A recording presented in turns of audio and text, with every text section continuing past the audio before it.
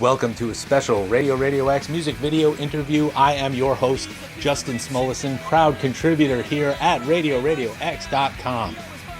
My guest today is a man whose music has influenced me in so many ways over the past 30 years. He is Mr. Rick Sims, the founder of the power punk rock trio, the Didjits. And he is just such a huge influence on me personally. I had to speak with him when I saw that the Didjits would be playing at Riot Fest Chicago, September 19th, 2025. In addition to being reactivated for that show, the Didjits also have the release of Strictly Dynamite, the best of the Didjits. That will be available worldwide from our friends at the legendary Touch and Go Records label. That album will come out again October 3rd. Up above me, you'll see what they did for Record Store Day last year. So Rick is one of my favorite guitarists. I absolutely love his music. My favorite album of theirs is behind me. It's also right up here. It's called Que Sirhan Sirhan. And Rick was also the frontman for a short-lived but powerful rock quartet called the Gaza Strippers. So we're going to break this interview into two parts. Today's installment is going to be almost exclusively about the Didjits, what's going on with the band, what it was like back in the day, what's happening right now, and what we can expect at Riot Fest on September 19th. And then we're going to have a follow-up interview come out, hopefully in a few more days, and then we're going to talk about his other projects, including Gaza Strippers and his time with the Super Suckers. And then there's that one project that those of you out there who know him well, he's on it, but he never confirms it. And will he confirm it in part two? We don't know. Either way, we're going to have a blast. This is so much fun for me to do. It's a real pleasure and honor and a privilege to present to you the global RadioRadioX.com audience, the one and only Rick Sims.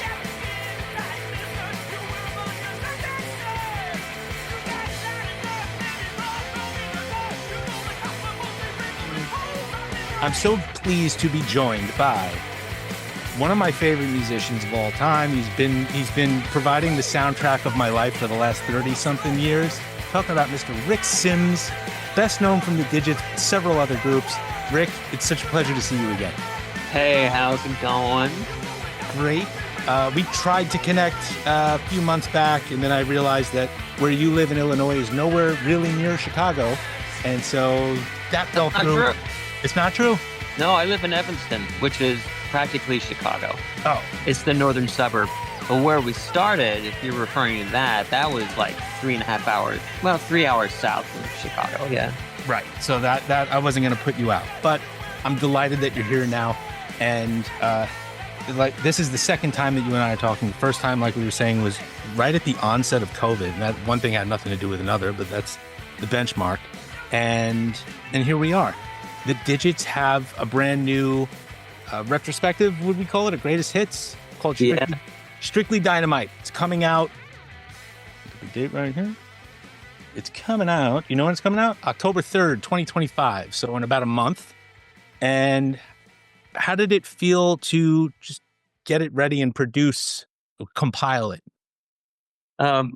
Well, it was kind of a pain in the ass, and because every song, as far as I'm concerned, needs to go on the greatest hits. Sure. But so you have to rely on outside sources like fans and close friends to say like, oh, it's got to have this, or it's got to have that song, or got to have this song.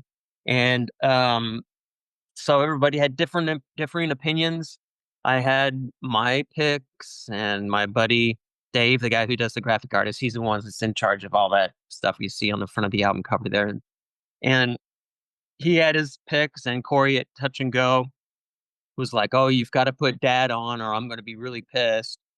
So we had to, and then I guess it was like we felt like if we left one off that it might be super important and blow the whole thing up. If there's just this one song didn't get on there, so it took like seemingly forever to get together the greatest hits.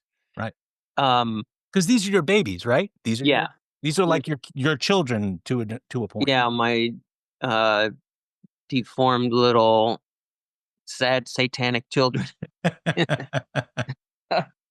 um, but yeah, I don't know if when our first incarnation of this came out, it was for Record Store Day. Yep, that's right up there, yeah. Yeah, April 20th, 2024. yeah. And that also had some rarities on it, some like me recording on a 4-track reel to reel in the chicken shed, and where we performed and not knowing what we were doing art technically, and somehow them being preserved from 40 years ago. And so it was a double. Okay, it was a gatefold. It was, the greatest hits, which you have there, Yeah. and then the rarities, which was all made one, called Strictly Dynamite. This Strictly Dynamite's strictly the strictly Ah, the greatest, the best of. best of. Yeah.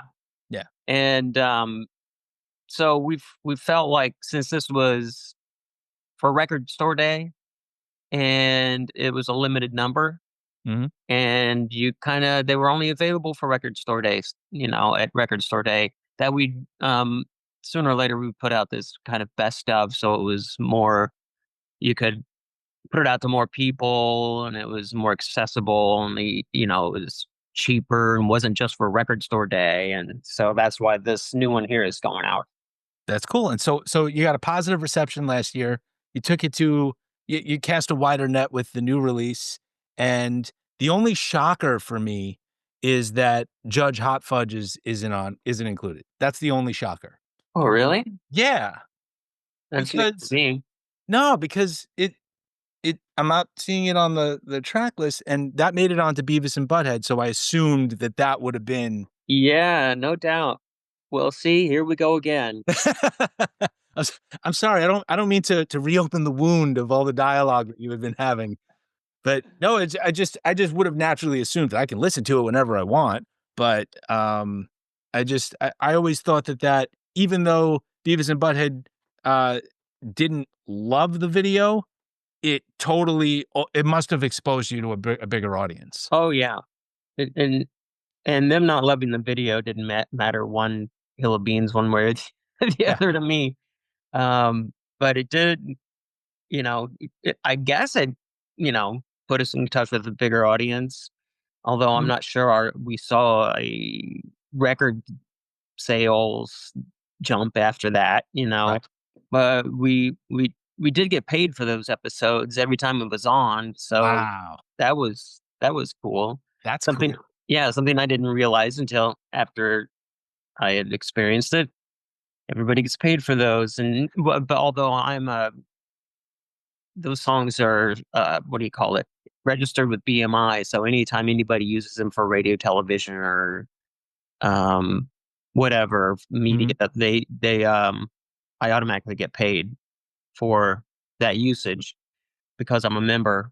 Um, so, and the shows like that they know they have to do that, and they're Yeah. required to do that and spend. So yeah, it was pretty cool. But yeah, I'm having I'm having a hard time remembering now what songs are on the damn record. I'm trying to go like, Oh, okay, I got it. I got it. It's on the new one? yeah, Yeah, Killboy Powerhead, which I'm sure we'll talk about in a little bit. To cue everybody in, Offspring covered it on their album Smash, and that album was a multi-platinum album, so you also we discussed it a long time ago, but they took care of you well once that started to take off. they treated us fairly. Yes. Yes. And then, Max Wedge, Stingray, Captain Ahab, Plate in My Head, Gold Eldorado, Mama Had a Skull Baby, Under the Christmas Fish, Evil Knievel, Fire in the Hole, Who's Ready to Get High, Jerry Lee, Headless, Top Fuel, Pet Funeral, Joliet, Dad, and Kesar Han Sahan. So, Yeah, it's it's a weird that Chug Hot Fudge. Well, I didn't put that together. no, that's all right. The music is still out there for everyone. Um, but when you go back, do you think, man, I was just a kid writing all these songs for fun and probably not a whole lot of financial incentive, and now they have this new life? Yeah, well, I I look back to those days and think to myself, yeah, how did I pull that shit off? Because I was, as a lot of people might be in their 20s, raising hell, not, particularly giving a fuck about like what's good for them or what's best for them, not having the broader uh uh the eye on the what the universe means or anything. I'm just there to create chaos and to be a punk rocker. Right. And I kind of look back and go like, wow, actually we did some stuff that was pretty cool. And Yeah. so there maybe the talent there was enough talent there to override any like crazy bullshit that we got into. And but yeah, looking back on it now, I mean, we were lucky to get on Touch and Go. And Yeah. once we got on Touch and Go, things sort of like rolled out um, in a more organized way, and they rolled out in a chronologically, you know, every year and a half we put out a new record. So we felt we kept trying to ride that, what do you call it, schedule, if you will. Yeah. Yeah. Yeah. And I'm not saying this to denigrate them at all. I'm amazed Touch and Go is still around. I'm thrilled. Yeah. No, Yeah. they're barely around, but yeah, they've got, still got some stuff that, they have to put out the Jesus Lizard records and Big Black and Shellac and all that stuff. So Yeah. there's they're still doing the thing. Yeah. And now I remember what last time I spoke with you, I asked you if you knew that your last show with the Digits would be the last show, and you said that you did not. And I actually found it on YouTube. Somebody recorded it. Did you know that? No. Yeah, it's out Did they there. did they show the fan getting hit with the bottle? They might I that part I don't remember, but I just remember seeing you in action as, in your, what, late mid to late 30s by 1993? Yeah, that would be 32. Early 30s, and you are I hope you'll take this as a comment. You're at the top of your game right there. Like, you're doing Oh, it yeah. all.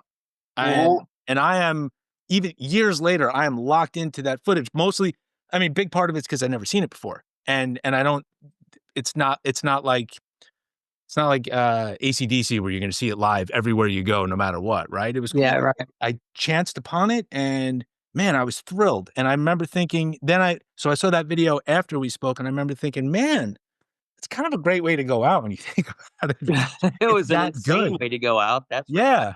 sure. It was insanity, and I don't know if we talked about this on the last podcast or not, but yeah, that was a weird show, man. Weird show and a memorable one. Pennsylvania? No, it was, if we're talking about the same show, Okay. talking about the one in Chicago where, me and the drummer were showed up for the show, and then Doug was we kept saying, "Are you gonna be there? Are you gonna be there?" And we didn't hear from him. We didn't hear from him. Then we never ended up hearing from him. And we had this show at the Double Door here in Chicago, and he just no showed. He just ghosted. Oh, And so we're sitting in the dressing room going like, "Holy shit, we're fucked. What are we gonna do?" And Pierre Kesey of Peg Boy, the bass player for Peg Boy, was like, "I'll do it." oh, And we're like, "What? Okay, but are you?" He's like, "Yeah, I can do it."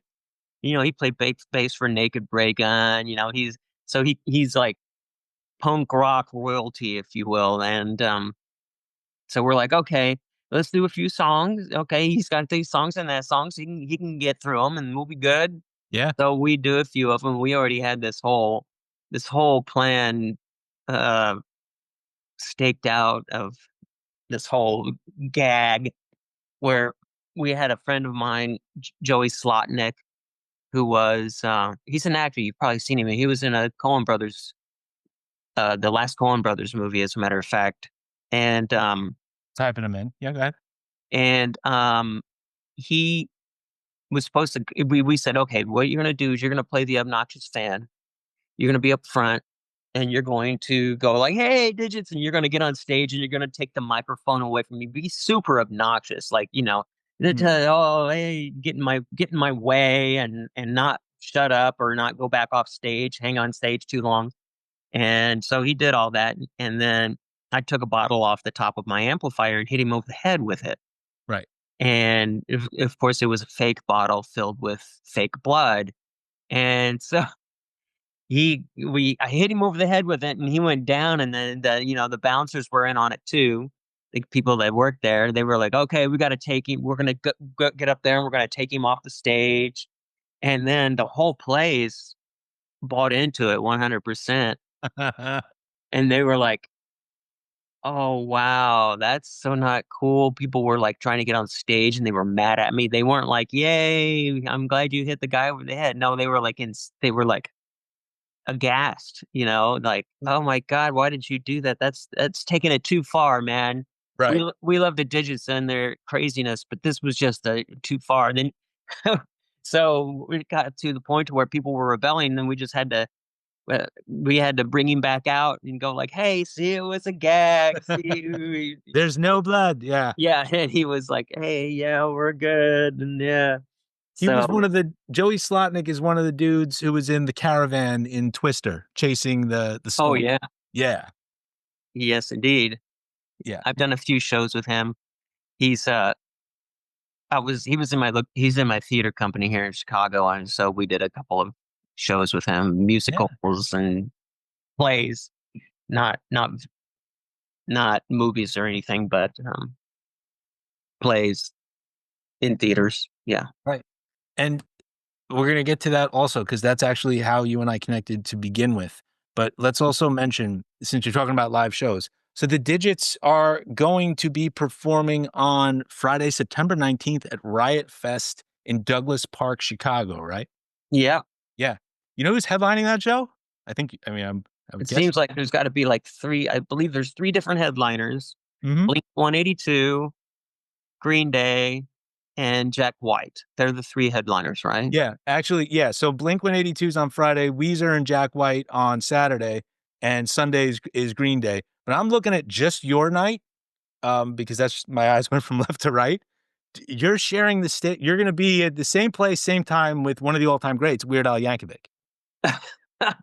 Fuck. I hope he doesn't, like, suck into our crowd too much, but it might.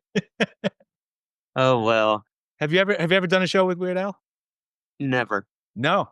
Wow, No. look at that. All those years later, you're both still around, you're gonna be kicking it with Weird Al. I think that's the coolest thing. Yeah, that's gonna be pretty wild.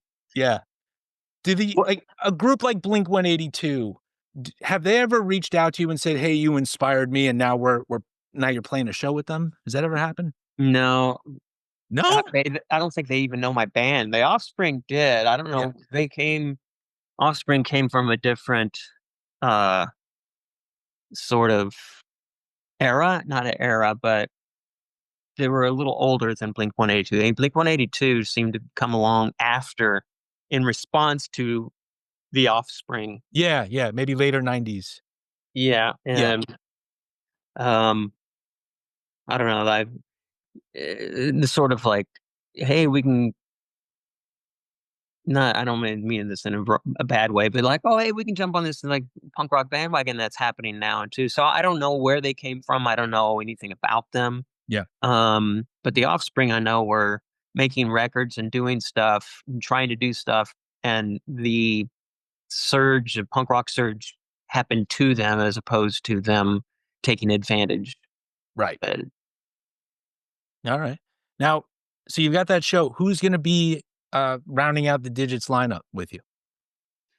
A couple guys from the Soy City Stranglers in Decatur, Illinois, is where I grew up, Mhm. and that's his name. The drummer's name is Beans Decatur. It's an alias. His actual name is Ian Harrison, and Billy Fury is on bass. His name's Daniel, but yeah, Beans Decatur and Billy Fury. So you're gonna keep it a trio?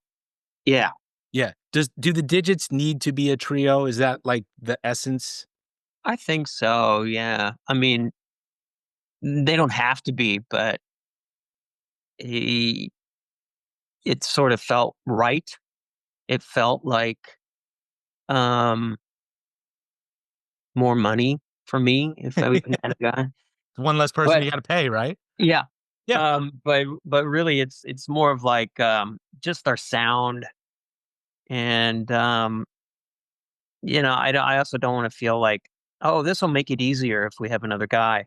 Right. Um, but now that I think about it, maybe we should have got another person. I don't know. I'm not trying to get you to doubt yourself. No, but yeah, it's the same lineup, and not the same lineup, but the same arrangement of bass, drums, guitar, Mhm. three-piece power trio. Yeah. Um, yeah, and I got those guys from Decatur because I feel like that's where I grew up. That's where I learned how to play rock and roll. It's where I learned how to listen to rock and roll. It's where I learned a place I learned to hate and get out of Right. and leave, and inspired my rock and roll to be against, to be morally, socially rebellious. Yeah. And because of people in Decatur, Illinois, were a bunch of racist and misogynist people, and you know, I don't know. And Didn't identify with those folks. yes, Wanted to get away from them. correct. It's funny though; the guys in my band are like super woke now, so I don't know. It's like I'm kind of surprised, and Now, are they but they kids? Are they kids or are they no, young? they're in their 30s. One's 30 in his 30s, one is in his 40s, and so they're not kids, but they seem like kids to me. Right. But Ah, they're pretty. Uh, they get punk rock. They've toured. They've made records. They understand what it takes to be a pro and be really good. Most of my time in the digits was spent like trying to get this guy who was kind of a loser at the community college to who played not very good guitar to maybe switch to bass and be in the band, and never having toured or a day in his life, or never having made a record, and making him go like, we can do this, we can do this, we can do this over and over and over. Now I'm speaking of Doug. yeah. And it's sort of like we didn't have a frame of reference, but with these guys, they have a frame of reference. They know what it takes. They know the amount of work you have to put into it, and that it can be done. Yeah. And, back then it was all just like this dream that seemed to be like, oh, from where we came from in Central Illinois, it was like, oh, you you can't do that. That's only meant for people from New York and Chicago. I mean, New York and LA, maybe a little bit from Chicago, which also then provided, we realized that punk rock was all about. Doesn't matter where you're from, you can make your own damn record. You can put out your own damn record, and blah blah blah blah. Yeah. But yeah, I didn't have to drag anybody along and convince them that my vision was realistic. Now I've got two guys that have seen the vision. They know it's realistic, and they are familiar with the whole thing, and they consider the digits like punk rock heroes from Decatur, Illinois. Yeah. Yeah. Yeah. So it's So cool Rick, having people that are enthusiastic. does that mean that the digits as a group are reactivated, or is this a one-off show? Um, we are not deactivated, but Okay. I would not say we are not reactivating as far as getting in a van and traveling across the country Right. and eating fast food truck stuff. We're if someone wants to, put us in a good position to make it worthwhile, we would definitely think about it. Okay. So the band is not dead. It comes back when it's appropriate, and then Well, hell, we put so much time and effort into it where yeah. I'm like, okay, this came about, we started practicing in like April of this year. Okay. And it's like, okay, well, we did all this, but to just not do it after Riot Fest, Right. And we're also playing another show that weekend at the Empty Bottle here in Chicago. And, we were like, well, if we're going to put all that work into it, if something else comes up, the booking agent says, hey, I got you guys this over here. It's for this amount of money. It's worthwhile, and it'll be easy for you to do. You just got to go there. It all depends on the whole thing, but Yeah. it's not a reactivation like, oh, we're going to put out a new record and we're going to go on Right. tour. Nothing like that. Gotcha. It's so wild. The photo behind me and like this photo right there, that's what I think of when I see you. When I hear you, when I see you, it's hard for me to I have to imagine this guy's still in there when you get on stage. Hell yeah. Yeah. I mean, that's what. Look, man, I got to do my shtick. Everybody wants me to do my shtick. I'm gonna get up there. I'm very. I don't like going to see bands that don't have it. I hate to say it that way. I prefer to see bands that have a shtick. I prefer to see bands that got a personality. I prefer to see bands that um I don't know, you know, have a certain I s- fashions, not fashion, but they've thought about their image and they've thought Okay. about going out there and they've thought about, we're here to do a show that transcends just us playing our music. Yeah. And, growing up a Kiss fan, of course I'm going to have that mindset. Growing up a Plasmatics fan, of course I'm going to have that mindset.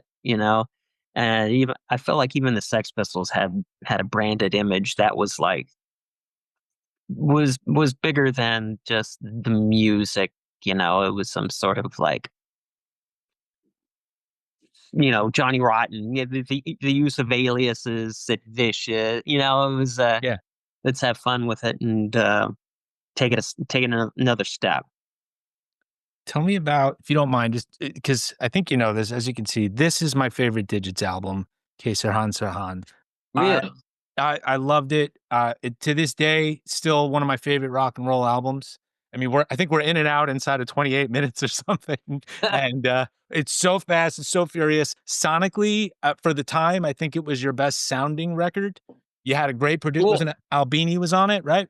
Oh yeah, Steve Albini recorded it, Yeah, quote unquote produced it. I don't know, that word gets thrown around a lot lately. He was the engineer. He right. sit there and put the microphones on everything. He sit there and record it, hit the record button.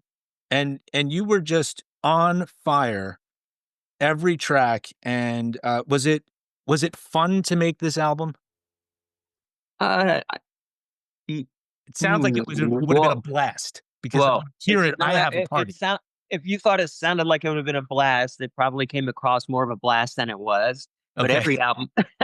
every album is like, okay, we've got 3 songs. Fuck, man, we need to get another record out. Okay, Oh, I okay. need to start writing. Oh, but we're going on tour, and geez, I'm so worried that, I'm not gonna be able to put out another Ditches record, or what am I gonna it was just a mind fuck for me. A person with like a obsessive compulsive disorder or anxiety is like oh my gosh, why you da, da, da.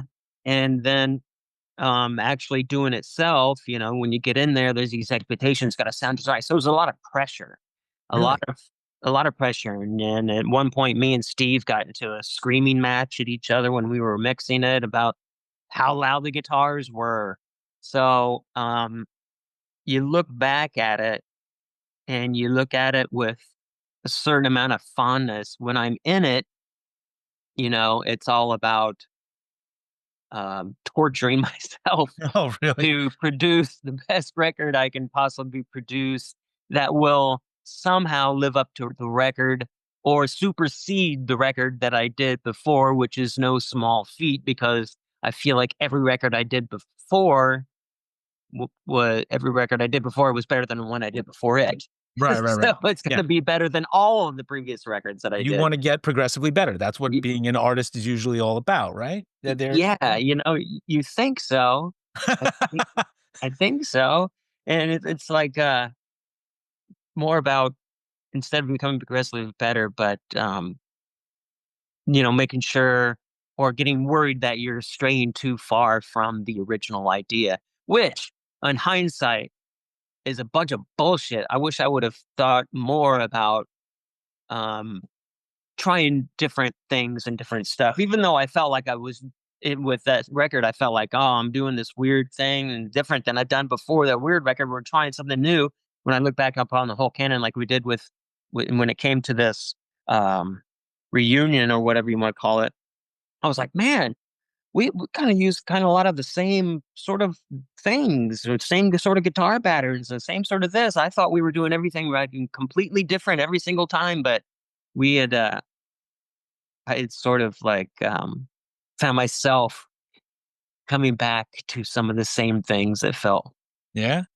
felt right, and they were the same. So between his job and Pacer Hanser Han, I thought I had made this like gigantic progression, and maybe the progression wasn't as wide as I thought.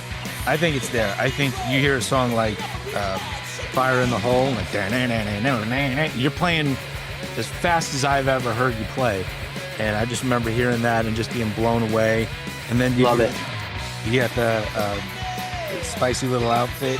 And you got, I remember you telling me the story. I mean, I don't want to just rehash everything that we had discussed, but you said that there was some special amp or something that you got that guitar sound out of. I'm going to try to play it right now so that everybody in post, so that everybody can hear it. But didn't you do something special to get that guitar sound for that song? Yes, my girlfriend had an amplifier, and it was a little bitty crate amplifier, and I know we put something on it. That sounds like we might have had a wah-wah pedal on it or something, and we really, I just did something that I never do live. Right. I would never take that amplifier, use it live. I would never use a wah-wah live in the Didjits or any pedal of any kind whatsoever. So I was just trying to get that sound you hear. Yeah. But that song, your guitar was another voice anyway, but this was like an additional voice. Yeah. And that was such a standout moment on that album for me. And I loved it. I loved every single song. And it was just, it just, every time I hear it, I get taken back to, I found it a couple of years after it came out, so like 95, 96. But, because it was after you joined the Super Suckers that I found the Didjits. Yeah. But whenever I hear it, I'm a 15, 16-year-old kid again, just going crazy.